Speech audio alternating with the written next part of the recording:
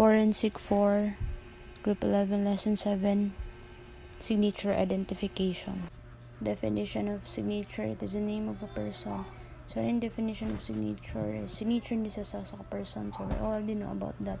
We discussed ni sa previous topics. So,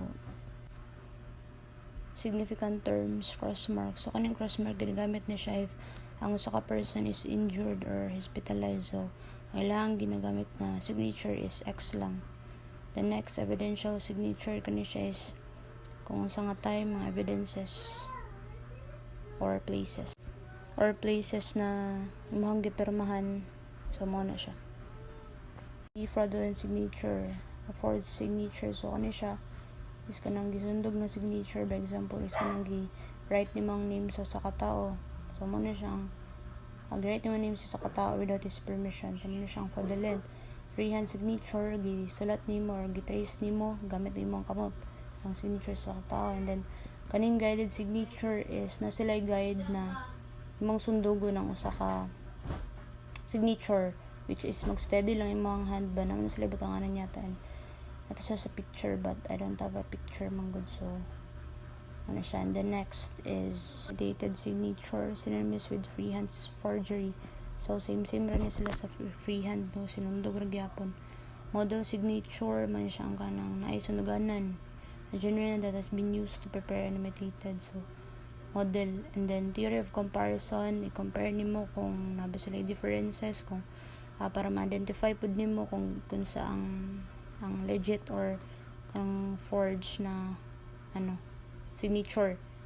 And then the examination of signature is considered a specialized branch of handwriting identification for the following reasons. A, siyempre as kanang ikaw ang tag-iya sa signature, so kabalo jud ka, fluently written jud, no. And that's all.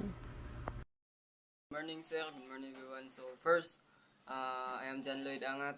So I topic lesson 11. So signature. First, signature is means to identify a person and have a great personal significance.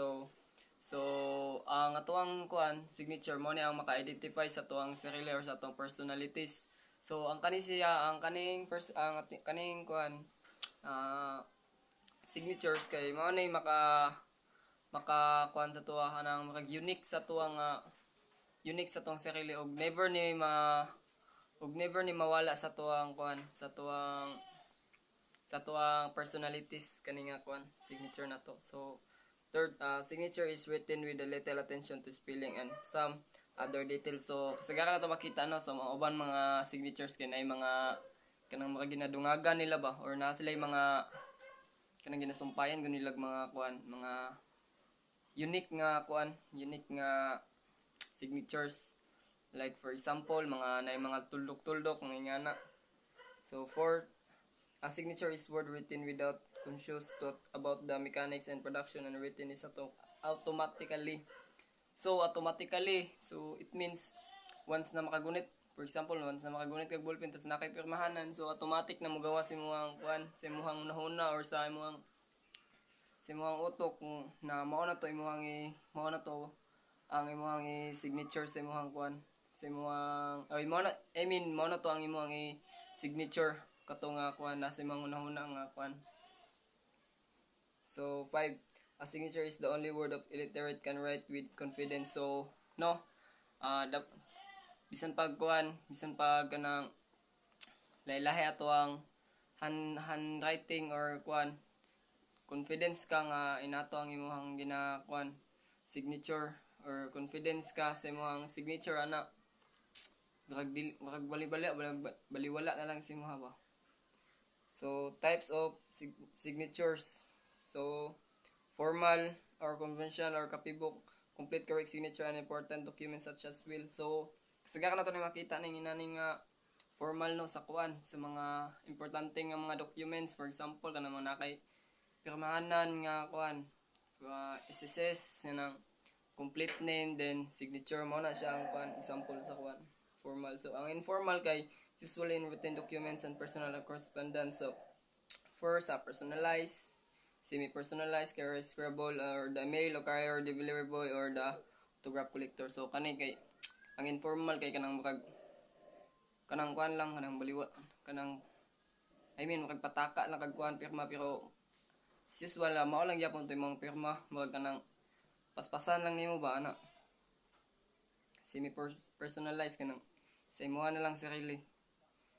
So classes for signature, so simulated or freehand imitation forgery. So executed by the simulation rather than by tracing the outline on genuine signatures can be referred freehand imitation and simulated forgery, or it refers to the freehand drawing and imitation of model signature. So ang kaning freehand no, so na-topic naman ni sa mga other groups. So ang kaning kuan free nga kanang lang lamnay lang yung mga kuan pag sulat kanang comfortable kasi mo ang kuan ba sinulatan nga inana na yung mga pirmahan na signature nimo.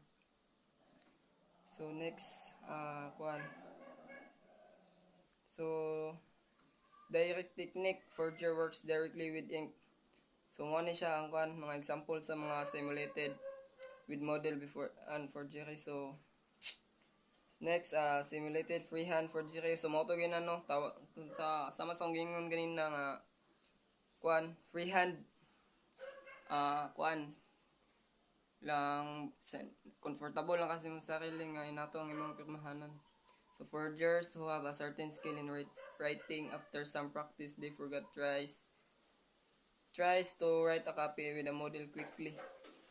So trace forgery, trace signature. So ang kaning trace forgery kay mo man ni ang ato ang nakuan dati katong gihatag ni sir nga activity no, katong gamit katong para matrace na to ba sa tawag ato, para matrace na to tong kuan tong signature na to, bali ibutang siya sa ilalom din matrace na to siya, mo to siya ang kuan trace forgery. So next I mean tama day ang tawag day atong trace forgery kay carbon process. So mo to.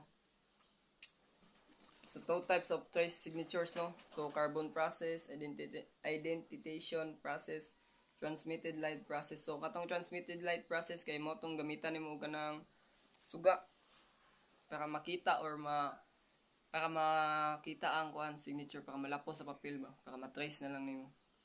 Muna ang mga example sa mga trace signatures.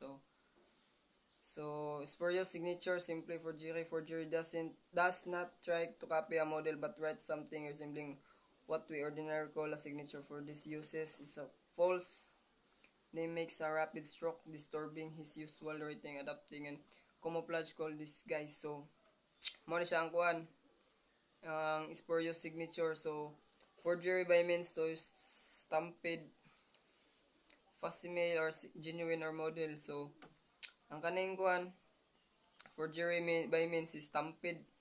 So kaning genuine genuine kanang imuha lang imuhang kuan ba walay laing makasundot sa imuhang kuan signature. So that's all, thank you.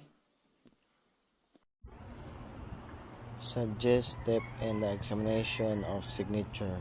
Step 1. Place the question in the standard signature in the justa position or side by side for stimulations, viewing of the various elements and characters. Step 1. Kailangan daw standard imong signature nimo slide by side. Step 2. The first element to be considered is the handwriting movement.